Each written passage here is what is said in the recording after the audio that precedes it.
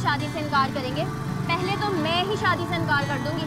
भाई शादी के बाद मुझे एयर कंडीशनर गाड़ी में घूमना है, इस मोटरसाइकिल पे थोड़ी। अरे मेरी जान तुम फिक्र नहीं करो, समझो हमारे दिन अब फिरने वाले हैं। ये बंगला गाड़ी सब आ जाएगा, बस तुम थोड़ा सा इंतजार करो। अच्छा, और ये गाड़ी बंगला आएगा कहाँ से? 5 ही दफा तुम इंटर में फेल हो चुके हो, फिर कोई ढंग की जॉब तो मिलेगी नहीं। अब क्या कोई लॉटरी खुलने वाली है?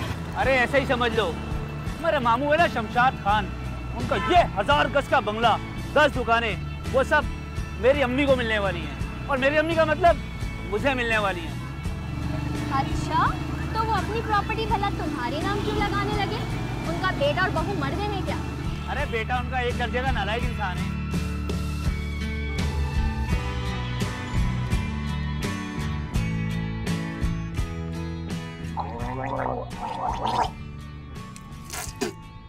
अब्बा वो एक रिक्वेस्ट की थी आपसे।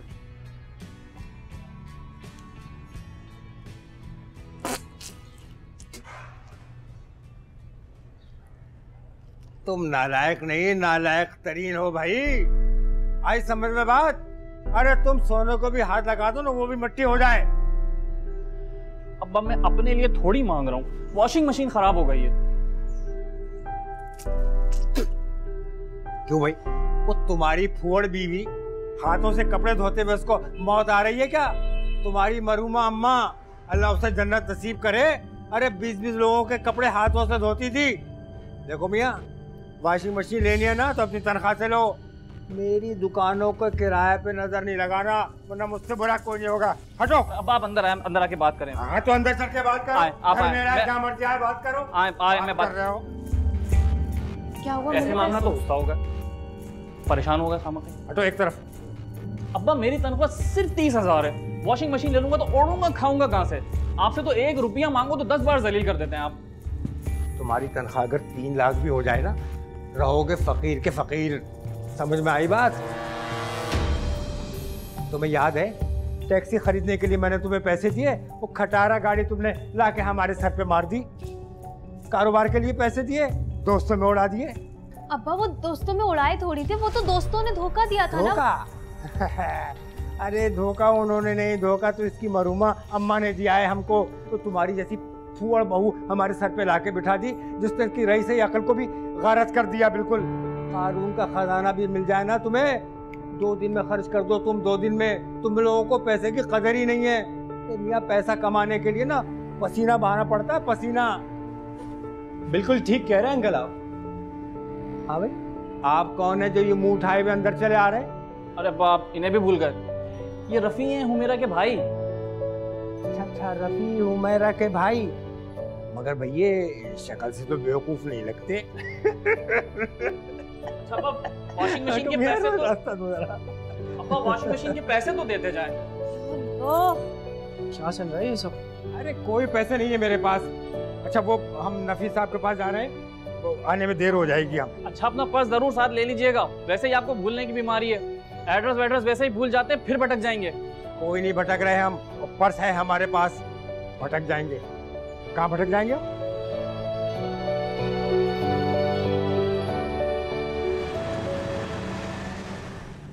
ये लो हलवा खाओ, मैंने खुद बनाया है।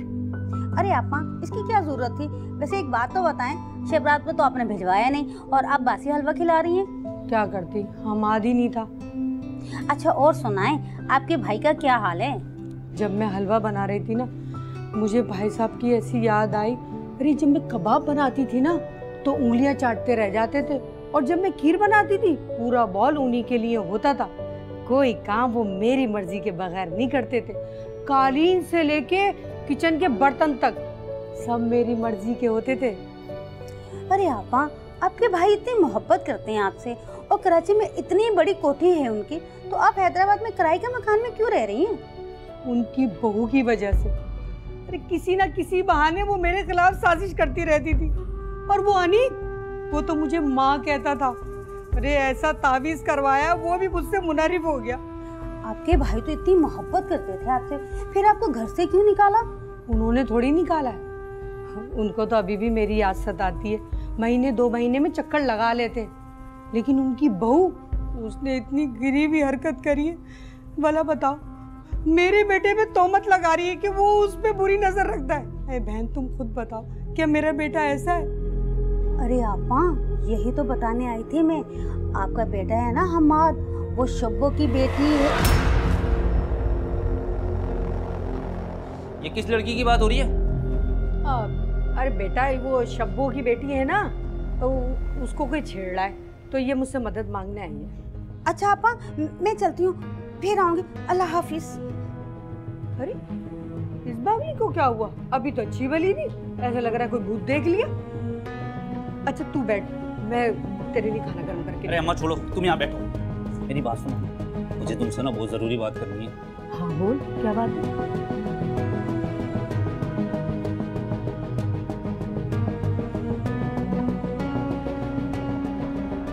अच्छा, करोड़ों की जायदाद, तो तू फैसला कर चुका है?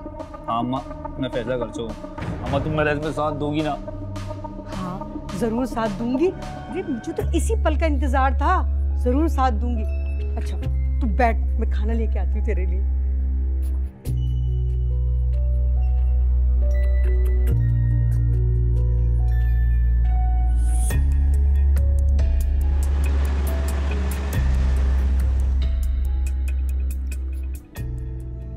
अब्बू चाय।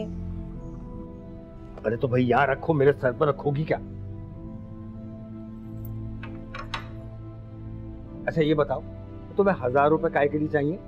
सोने के कंगन बनवाने हैं क्या?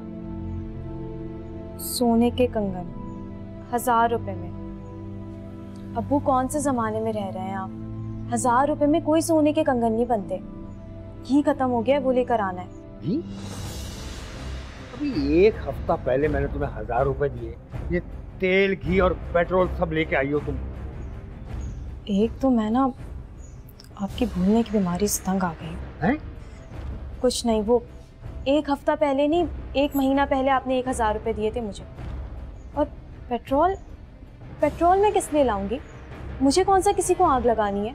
मुझे और किसी, ताकि तुम इस 1000 गज के मकान पर कब्जा कर लो। आप खामखा मुझ पर शक करें, ऐसी कोई बात नहीं है। अच्छी तरह जानता हूँ, तुम्हें भी और तुम्हारे बाप को भी। 1 नंबर का फराडिया था, पुलिस ने पकड़ लिया था उसको, मैंने जमानत करवाई थी उसकी। आप इन सब चीजों में मेरे मरहूम वालिद को क्यों लेकर आ रहे हैं अब्बू? अरे भाई, ये चाय लाई हो या जहर लाई हो मुझे मारने के लिए? दूसरी बना के लाओ, चलो जल्दी से। अभी बनाई है? जाओ जाओ। शायद तक बनानी नहीं आती, और 1000 रुपए इसके दे दो, उसके दे दो, उसके दे दो। कहा था मैं? हाँ,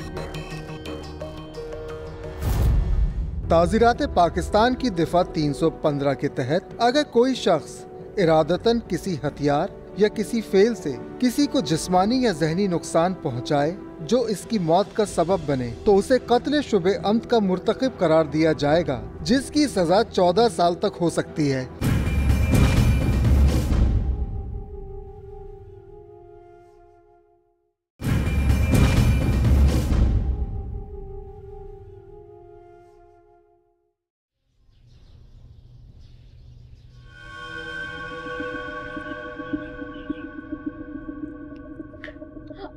क्या करते हो अनीक? तुम्हें मैंने कितनी बार कॉल्स की हैं, तुम फोन क्यों नहीं उठाते हो अपना? एक मिनट, फोन की बैटरी डेड है, ये देखो। अगर तुम्हें क्या हुआ? तुम्हारी हवाइयाँ क्यों उड़ी हुई? सब खैरियत तो है? कोई खैरियत नहीं है। वो अब्बू क्या हुआ अब्बू को? वो हैदराबाद का कहकर निकले थे, मुझे लगा यहीं कहीं जा रहे हैं, थोड़ी देर में वापस आ जाएंगे। 6 घंटे हो गए पूरे, अब तक वापस नहीं आए। फोन किया तो वो भी घर पर है, फुप्पो को कॉल की वो भी नहीं उठा रही हैं। हैदराबाद फुप्पो के पास? कितनी बार उनसे कहा है कि घर से ज्यादा दूर मत निकला करें, उन्हें वैसे ही भूलने की बीमारी है। इसीलिए शनाख्ती कार्ड और अपना विजिटिंग कार्ड उनके पर्स में रखता हूँ, मगर वो भी अपनी जिद के पक्के हैं, हमारी सुनते ही कहाँ हैं। अनीक, मुझे बहुत फिक्र हो रही है, डर लग रहा है मुझे। मैं फोन करता हूँ। फोन कहाँ से करोगे? बैटरी डेड है तुम्हारे फोन की। लाओ तो फिर तुम अपना फोन दो। किससे कॉल कर रहे हो? रफी भाई को। क्या कर रहे हो? वो कोयटा में आज रात को वापस आएंगे। तो फिर मैं ही कुछ करता हूँ, मैं जाता हूँ हैदराबाद। तुम मुझे अकेला छोड़ के जाओगे घर में? मैं अकेले क्या करूंगी इस घर में? मुझे डर लगता है। तुम एक काम करो ना, तुम बाहर देख कर आओ, हो सकता है यहीं कहीं हो। मैं करता हूँ कुछ। फोन तो दे जाओ।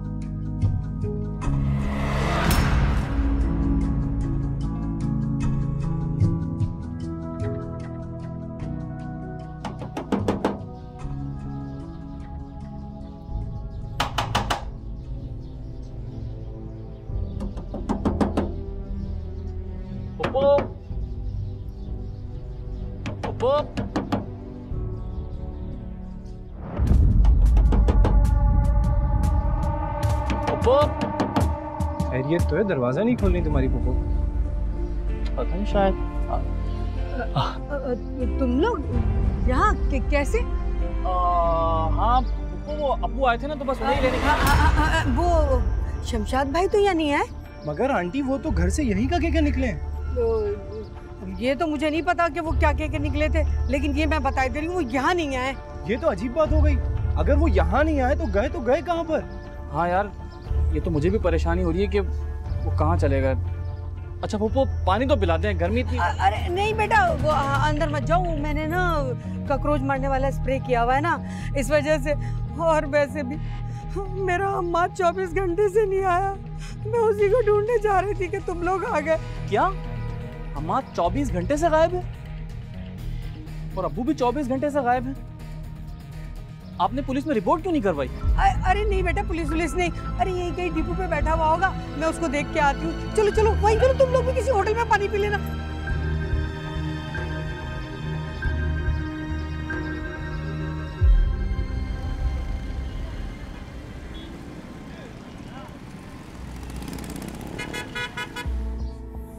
क्या तो उन्होंने तुम दोनों को घर के अंदर नहीं आने दिया?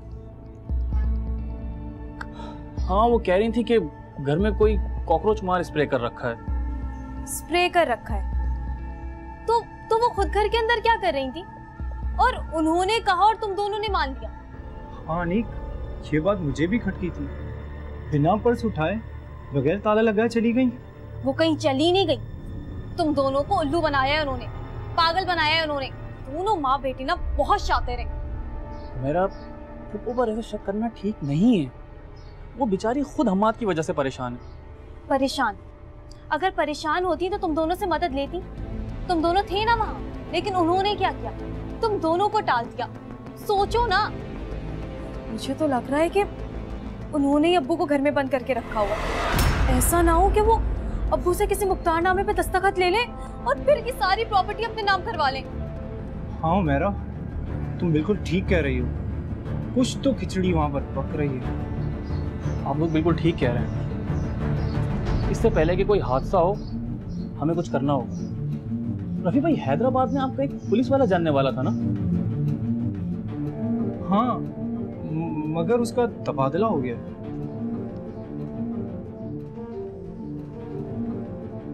मुझे ही कुछ करना पड़ेगा।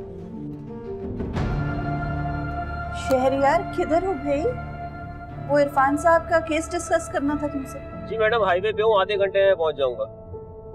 ओहो, ये क्या प्रॉब्लम हो गई? क्या हुआ, खैरियत? मैडम, गाड़ी ओवरहीट हो रही है। लगता है रेडिएटर में पानी खत्म हो गया। मैं आपको कुछ देर में कॉल करता हूँ।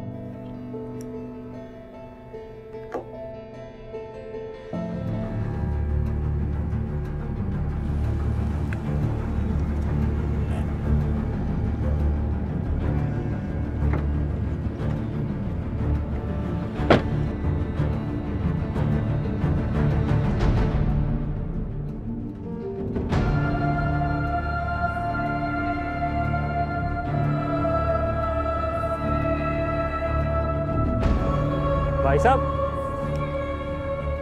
अंकल जी, अरे खून, ये तो जख्मी है, नफ्स तो चल रही है।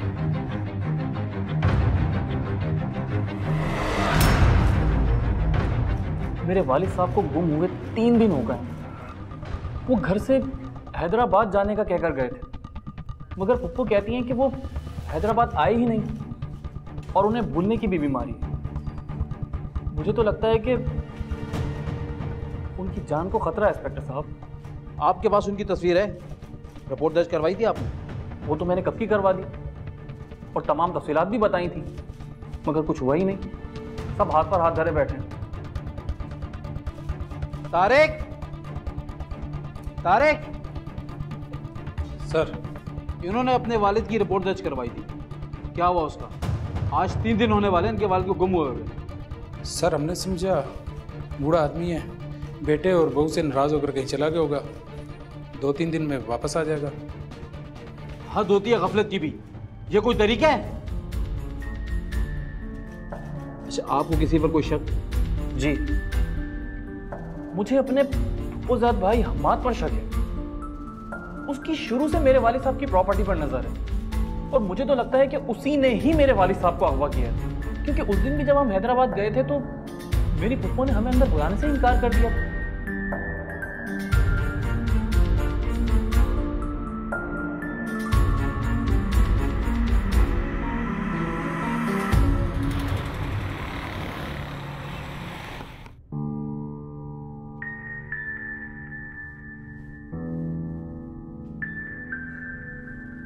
मैडम आप कॉन्फ्रेंस रूम में, मैं आपके रूम में देख रहा था आपको। पता नहीं वहाँ पर आज वाईफाई के सिग्नल से नहीं काम कर रहे। अच्छा शहरियार, वो उन बुजुर्ग का क्या हुआ जो जख्मी हालत में मिले थे तुम्हें? उनके जख्म मैडम काफ़ी शदीद थे, अगर उनको बर वक्त में हॉस्पिटल नहीं लेके जाता तो उनकी जान भी जा सकती थी, लेकिन अब बेहतर है। एक प्रॉब्लम हो गई है कि उनकी इस हादसे से याददाश्त शदीद मुतासिर हुई है, उनको अपना नाम तक नहीं याद, घर का एड्रेस भी नहीं याद। लेकिन तुम तो कह रहे थे कि उनका वॉलेट मिला था उनके पास।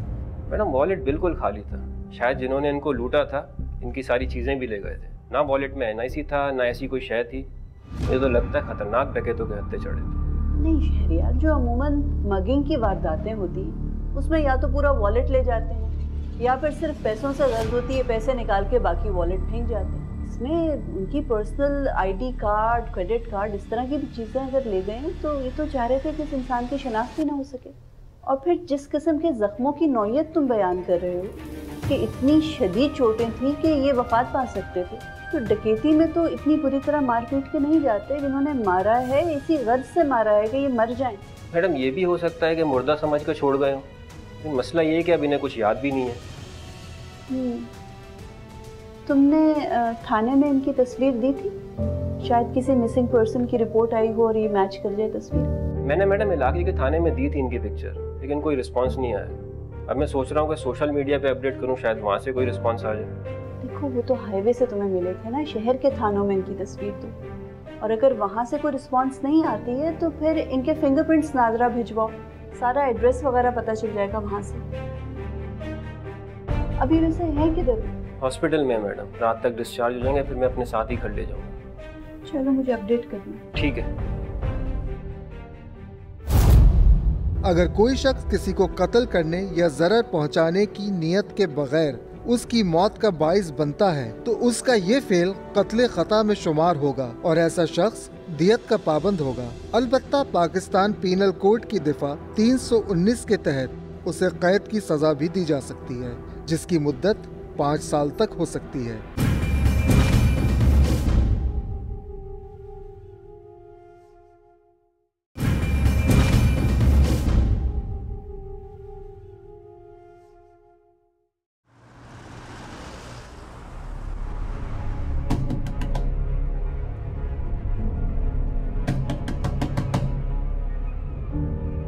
घर में कोई नहीं है, बस एक औरत है, जाओ। दरवाजा खोलिए, हमने उसी औरत से बात करनी है।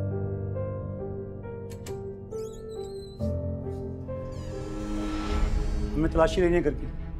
वो मैंने काकरोच मारने वाले स्प्रे किया हुआ है, बहुत खतरनाक दवाई है, आप अंदर नहीं जा सकते। हम देख रहे हैं काकरोच को, चलो हटिए रास्ते से, आइए। बात सुने, मैंने बहुत खतरनाक दवाई छिड़की हुई है, बात सुने। अरे कहाँ जा रहे हैं? खामोश। अरे बहुत वैसी दवाई। अच्छा सर, मैंने कुछ नहीं किया सर। तो काकरोच यहाँ छुपा बैठा है और आप कहती है कि घर में कोई नहीं है। बताओ कहाँ है तुम्हारा मामू? कहाँ छुपाया उसे? सर मुझे नहीं पता सर, मामू कहाँ छुपाया उसे? सर मैंने नहीं छुपाया सर, मैं क्यों छुपाऊंगा? अम्मा बोलो इनको।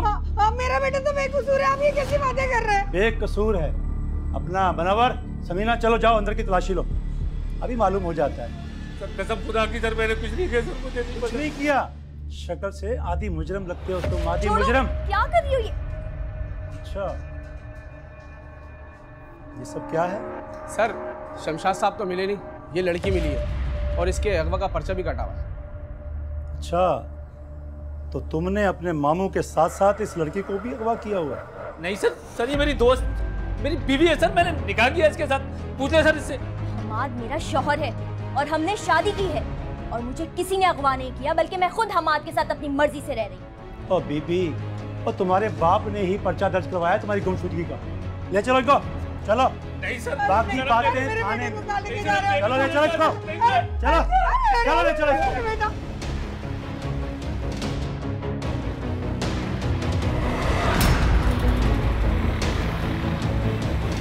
मैडम आपका मशवरा कारआमद साबित हुआ। नादरा के जरिए शमशाद साहब के बेटे का पता चल गया था। आज सुबह वो उन्हें आगे ले जा चुका। बाबा ये सब कैसे हो गया बाबा? आप कहाँ चले गए थे? मैंने आपको कहाँ कहाँ नहीं ढूंढा। अब्बू मैं वकील साहब इन्हें क्या हो गया? ये कुछ बोल क्यों नहीं रहे? इस हादसे से इनकी याददाश्त शदीद मुतासिर हुई है, इनको अब कुछ याद नहीं है। अब्बू मैं अनीक आपका बेटा, बस चले घर चले, बहुत हो गया। सब लोग आपका इंतजार कर रहे हैं और आपकी बहू ने तो रो रो कर हाल ही बुरा कर लिया। वकील साहब मैं आपका कैसे शुक्रिया अदा करूं? अगर आप ना होते तो न जाने क्या होता। शुक्रिया की बात नहीं है, मुझे ये बताएं कि ये सब किसने किया होगा? इनकी क्या किसी से दुश्मनी थी? ये सब कुछ उस लालची इंसान हम्माद का किया धरा है। मेरी फुप्पो का बेटा, उसकी शुरू से ही अब्बू की प्रॉपर्टी पर नजर थी और वो जायदाद अपने नाम भी करवाना चाहता था। अच्छा। मगर पुलिस ने फिर उसे गिरफ्तार कर लिया और मैं तो अब्बू की गुमशुदगी वाली रात ही हैदराबाद जाना चाहता था, मगर मेरे साले रफी भाई कोयटा गए हुए थे और जब अगले ही दिन हम फुप्पो के घर हैदराबाद गए तो वहां फुप्पो ने हम लोगों को देखकर दरवाजा बंद कर दिया।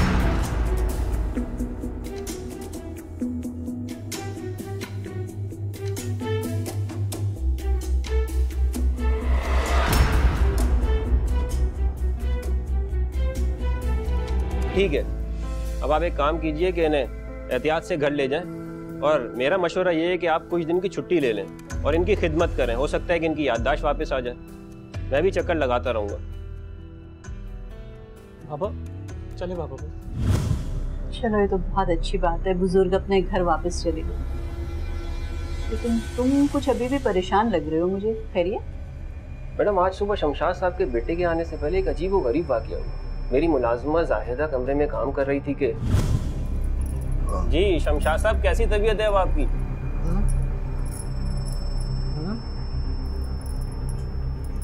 गाँव में आप मेरे घर पर हैं और सेफ हैं। आप मुझे सड़क पे जख्मी हालत में मिले थे, आपका ट्रीटमेंट करवा के मैं घर ले आया हूँ। आपके बेटे को भी कॉल कर दिया, आता ही होगा। बेटा? जी बेटा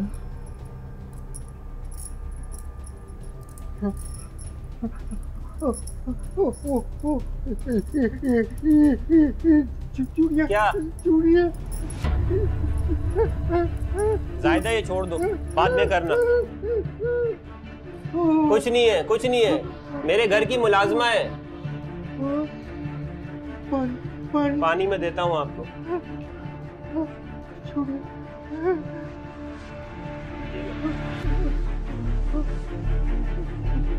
तुम्हारे कहने का क्या मतलब है? शमशाद साहब तुम्हारी मुलाजिमा से डर रहे थे या उसकी चूड़ियों से? समझ नहीं सका मैंने उनके बेटे से पूछा भी कि इन्हें किसी किस्म का फोबिया तो नहीं है, किसी चीज से डर तो नहीं लगता। उसने कहा कि ये किसी से नहीं डरते बल्कि सबको इनसे डर लगता है। वैसे शहरयार मैं ये सोच रही थी कि जितनी शदीद चोटें लगी थी शमशाद साहब को और जिस तरह से अभी भी वो खौफजदा हैं, फिर उनके वॉलेट से आईडी कार्ड निकाल लिया गया। जिसने भी उनको मारा पीटा है वो यही चाह रहा था कि इनकी शनाख्त ना हो सके। और जैसे इनके बेटे अनीक ने बताया कि प्रॉपर्टी का भी एक मामला चल रहा है। इन तमाम चीज़ों को तो देखकर लगता है शमशाद साहब की जान को अभी भी खतरा है। मेरी गट फीलिंग्स भी यही कहती हैं मैडम कि अगर मुलजिम घर का ही शख्स है ना तो इन पे दोबारा हमला जरूर करेगा और जल्द ही करेगा। अपने तौर पर कोशिश करते हैं इनकी जान को महफूज करने की। वैसे खुदा ना खास्ता अगर शमशाद साहब को कुछ होता है तो डायरेक्टली इनडायरेक्टली जिन लोगों को भी इनकी मौत से फ़ायदा पहुंचता है उन तमाम लोगों के नाम सस्पेक्ट लिस्ट में आते हैं। तुम एक सस्पेक्ट लिस्ट बनाओ और उन तमाम लोगों की रैकी भी करो और उनके फ़ोन रिकॉर्ड्स भी निकलवाओ। और ख़ास तौर पे ये शमशाद साहब का जो भांजा है हम्माद, वो पुलिस पे गिरफ्तार करके ले गई, इसकी भी बैकग्राउंड चेक करो। ठीक है। ये लो आपा, खाना खाओ। नहीं, मुझे भूख नहीं है। अरे थोड़ा सा खा लें, थोड़ा सा। नहीं। फौजिया बता रही थी आपके भाई मिल गए। भाई तो मिल गए। मेरा बेटा हवालात में सड़ रहा है। मिली थी मैं उससे, इतना सब निकल आया है उसका। हम्माद पे अपने मामू के अगवा का इल्जाम भी तो है। ये उस नाज बेटे अनीक का किया जा रहा है। उसने पुलिस वालों को पैसे खिलाए और ऊपर से वो शब्बू की बेटी को भागने का केस भी डाल दिया उसमें। और तुम्हें तो पता, वो कल वो खुद ही भाग के मेरे घर आई थी और खुद ही चली गई। तुम्हें तो पता है ना मेरा बेटा कितना सीधा है, बिल्कुल अल्लाह मियां की गाय। अरे आपा, अच्छा है वो हवालात में है, वरना तुम तो जानती हो शब्बा का शोहर कितना खतरनाक आदमी है। और अब तुम क्या करोगी? क्या करूंगी? अपने भाई के पास जाऊंगी। मेरा भाई पैसे वाला है, उससे बोलूंगी अच्छा सा वकील कर दे और जमानत करवा के उसको शहर से बाहर भिजवा दूंगी। कल सुबह जाऊंगी मैं कराची। बहन, तुम मेरे लिए दुआ करोगी ना? अरे आपा, तुम्हारे भाई का तो अगवा का इल्जाम भी उसी पर है, तो तुम्हारा भाई तुम्हें मुंह लगाएगा। और मोहल्ले वाले भी तरह तरह की बातें कर रहे हैं। अरे मोहल्ले वाले तो तरह तरह की बातें बनाते। अरे तुम्हें तो खुद नहीं पता, तुम्हारी बेटी के लिए पता नहीं क्या क्या कहते। मेरा भाई ऐसा नहीं है, मैं जाऊंगी वो जरूर मेरी मदद करेगा। पाकिस्तान पीनल कोड की दिफा 320 के तहत अगर कोई शख्स बेएहतियाती या गफलत से गाड़ी चलाने के बाइस कत्ले खता का मुर्तकिब हो तो उसे मुकदमे के हकाइक और हालात को मद्देनजर रखते हुए दियत के साथ कैद की सजा भी हो सकती है, जिसकी मुद्दत 10 साल तक हो सकती है।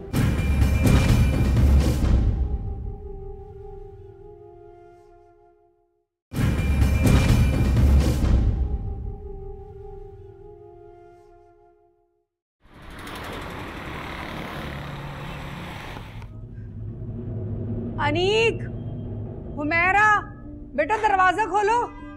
अरे हाय, हैदराबाद से ज्यादा तो कराची में गर्मी है।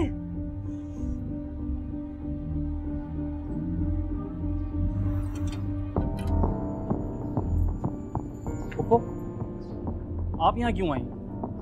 और ये सामान क्यों लेकर आई हैं यहाँ पे? क्यों? मेरे भाई का घर है, मैं क्यों नहीं आऊंगी? कौन सा भाई? जिसको आपने जान से मारने की कोशिश की? अपना सामान ले और यहाँ से निकले, चलें। हट सामने से। मैं अब बताती हूँ किसने मारा, मैं नहीं तुम लोगों ने। अरे मुझे पता है किसने मेरे भाई पे कातिल आना। बाबा की तबीयत खराब है। बाबा की तबीयत खराब है। आप क्या मेरे भाई को कैसे हड्डियां निकल आई है? भाई मैं तुम्हारे लिए तावीज लाई हूँ, सब ठीक हो जाएगा। हमें कोई किसी किस्म के तावीजों की जरूरत नहीं है। अच्छा, हमारे तावीज की जरूरत नहीं है। और जो तुम्हारी बीवी जगह जगह पूरे घर में डाल रही है वो कुछ नहीं। बोलो है, मुझे भी तावीज करके इसने घर से बाहर निकाला है।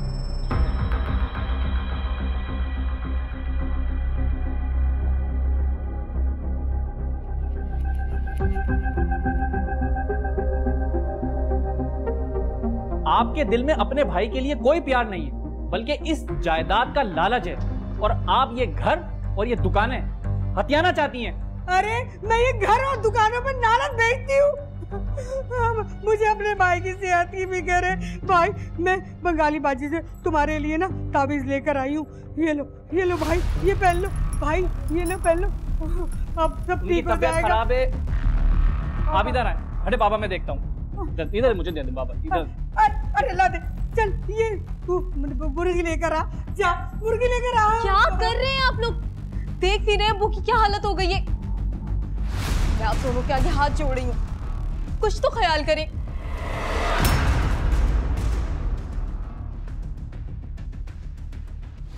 हमाद, हेरम तुम आ गई, मुझे पता था तुम जरूर आओगी, तुम मुझे धोखा नहीं दे सकती। हमाद, मैं अपनी जान तो दे सकती हूँ मगर तुम्हें धोखा नहीं दूंगी। मैंने पापा को मना लिया है और पापा हमारी शादी के लिए राजी हो गए। तो तुम सच बोल रही हो ना?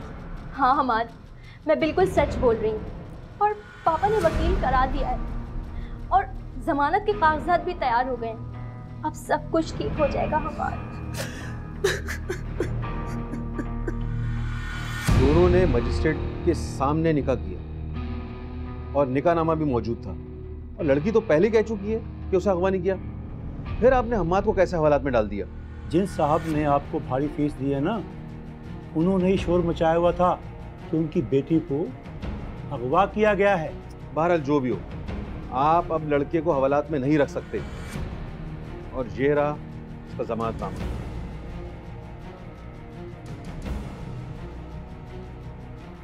और शमशाद के अगवा के केस का क्या होगा?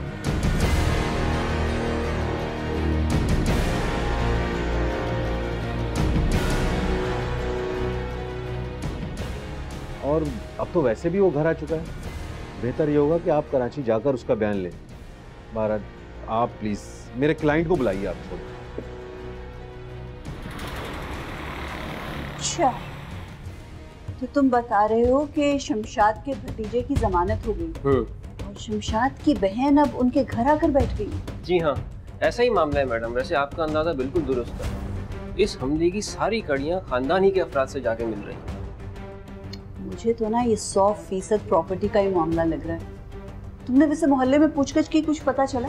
हाँ मैडम, कुछ अजीब और गरीब बातें पता चली हैं। शमशाद के बेटे का कहना है कि वो हैदराबाद का कह के निकले थे और चौकीदार कहता है कि वो पूरा दिन घर से बाहर निकले ही नहीं। हो सकता है कि चौकीदार को गलतफहमी हुई हो और कुछ देर के लिए वो इधर उधर हो गया। नहीं, चौकीदार का कहना है कि वो मुसलसल वहीं था। उसी के सामने अनीक का साला रफ़ी अपनी गाड़ी में आया, अनीक उसके सामने अपने घर लौटा, लेकिन शमशाद साहब को उसने बाहर निकलते हुए नहीं देखा। एक मिनट शहरयार, उस रोज जब आप अनीक से मिले थे तो उसने ये नहीं बताया था आपको कि वारदात वाले रोज तो उसका साला शहर से बाहर था? हाँ, याद आया। अनीक यही कह रहा था। इसका मतलब वो झूठ बोल रहा था।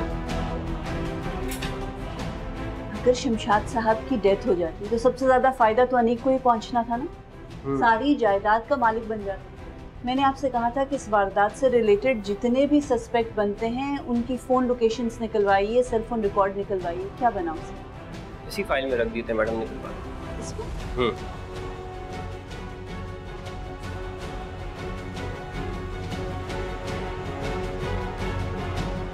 हेलो, अरे एक अहम खबर है।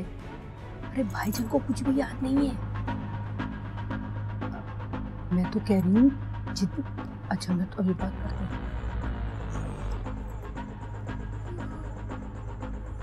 भाई साहब करवट नहीं ले, सर पे लगेगी। सो रहा है, चल।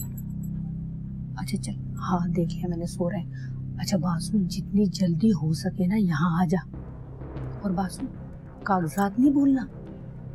अरे जैसे ही मौका मिलेगा ना ये काम भी निपटा देंगे, समझ गया ना? चलो मैं चलो फोन रख रही हूँ, ऐसा नहीं हो भाई साहब। शमशाद साहब, हमें बहुत हैरत हुई थी इस बात पर कि आप जब शहरयार के घर थे तो इसकी मुलाजमा की चूड़ियों से खौफजदा क्यों हो गए थे, लेकिन अब जब हमने तफ्तीश की है तो हमें वजह समझ आ गई। असल में आपको लाशऊरी तौर पर यह बात याद थी कि जिन लोगों ने आप पर कातलाना हमला किया था उनमें से एक ने चूड़ियां पहन रखी थी। ये आप मेरी तरफ इशारा क्यों कर रही हैं? मैं तो बेकसूर हूँ। नहीं नहीं वकील साहबा, पहले मुझे याद नहीं आ रहा था कुछ भी, अब मुझे पूरी बात याद आ गई है। मेरी बहन नहीं है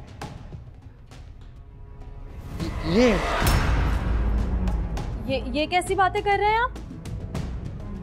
ठीक कह रहे हैं, इसीलिए हम पुलिस को साथ लेकर आए क्योंकि हमारे पास सबूत हैं। वकील साहिबा, आप मेरी बीवी पर कैसे इल्जाम लगा सकती हैं? एक धान पान सी लड़की कैसे किसी के ऊपर कातिलाना हमला कर सकती है? जी बिल्कुल, एक धान पान सी लड़की कातिलाना हमला बिल्कुल नहीं कर सकती, लेकिन अगर इनका कोई साथ दे ना तो ये काम मुमकिन है, और इनका साथ दिया आपके साले साहब रफी ने। मगर शहरियार साहब, रवि भाई तो उस रोज कोयटा गए हुए थे। कोई कोयटा नहीं गया था, ड्रामा कर रहा है, झूठ बोल रहा है। और आपके मोहल्ले के चौकीदार ने भी तो बयान दिया था कि उस रोज आपके वालिद तो घर से बाहर ही नहीं निकले थे, तो फिर कैसे ये जख्मी हालत में हाईवे से पाए गए? इसी घर में मारा पीटा है बुरी तरह से आपकी बीवी और आपके साले ने आपके वालिद को। इनके मुताबिक तो ये फौत हो चुके थे क्योंकि कत्ल करने की साजिश बनाई गई और मुर्दा समझकर हाईवे फेंका। देख, तेरे फोन की लोकेशन निकलवाई हमने और हमें पता चल गया था कि तू कोयटा में नहीं था, हाईवे पे था। झूठ बोलना बंद कर और सच सही बता। तो तुझे मैं थाने ले गया ना तो सोच के तेरी मैं क्या हालत करूंगा। ये बता कि प्लान किसका था, तेरा या इसका? मेरा प्लान। मैंने ही मंसूबा बनाया था इन्हें कत्ल करने।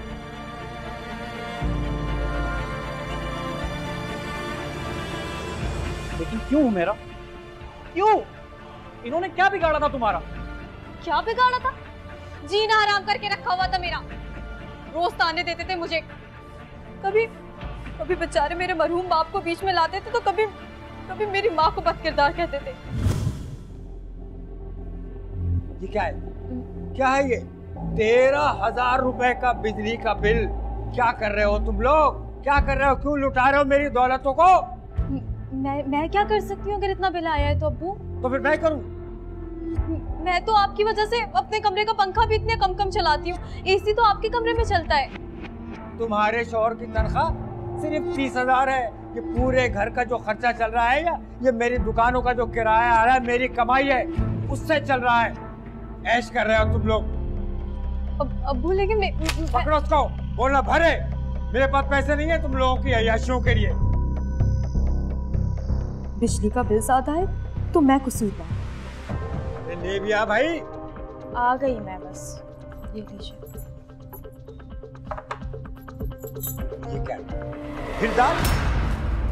रोजाना जो मैं तुम लोगों को मुट्ठी भर भर के जो पैसे देता हूँ खाने के पकाने के, हैं वो कहाँ जाते? दाल तूने अपने लिए वहाँ चिकन भून के रखी होगी, खाऊंगा बाद में। खाना पसंद ना आए तो मैं गुनहगार।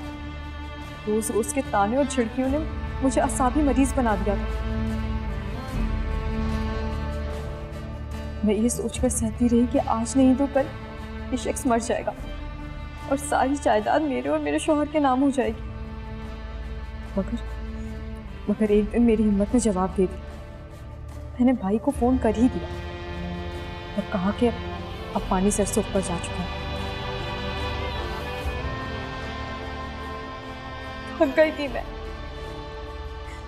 इसलिए मैंने और भाई ने मिलकर के मंसूबा बनाया कि जब तुम ऑफिस चले जाओगे उसके बाद हम इन्हें कत्ल करके हाईवे फेंक देंगे।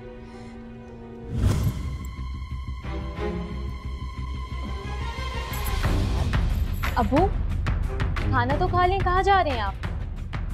अभी तो खाना खाया मैंने। तूने माश की दाल बनाई थी, सारी जला दी थी। वो दाल मैंने कल बनाई थी, अभी तो मैंने बैगन बनाए। अब बैठे मैं लेकर आती हूँ। बैगन? चल ले अब। माश की दाल, बैंगन। माश की दाल खाई थी, बैंगन पकाए।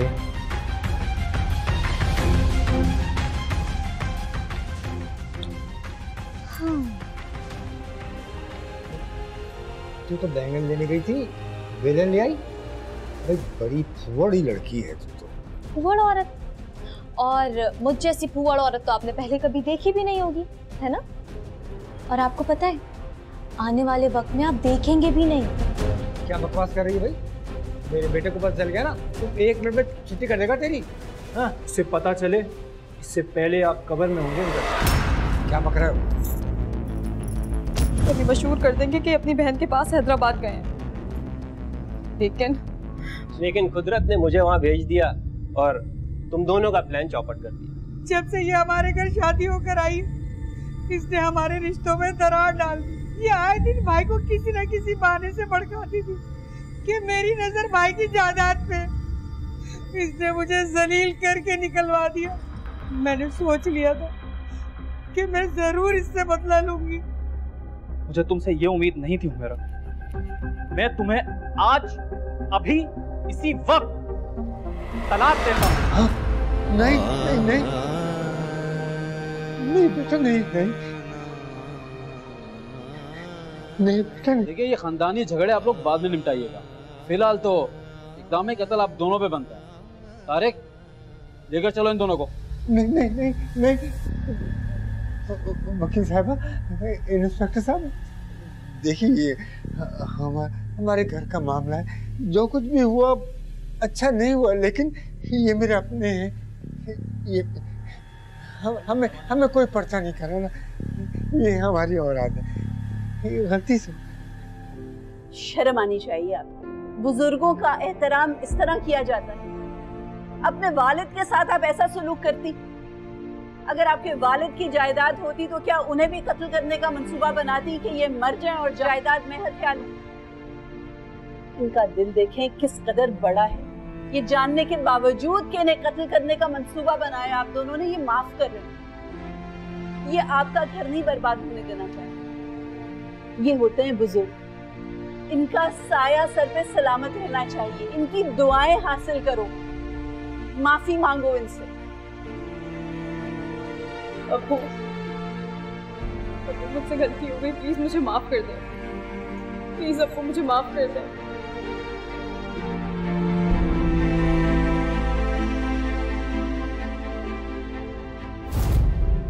अगर आप भी कोर्ट नंबर 5 में कोई केस पेश करना चाहते हैं तो हमें ईमेल करें court5@sama.tv।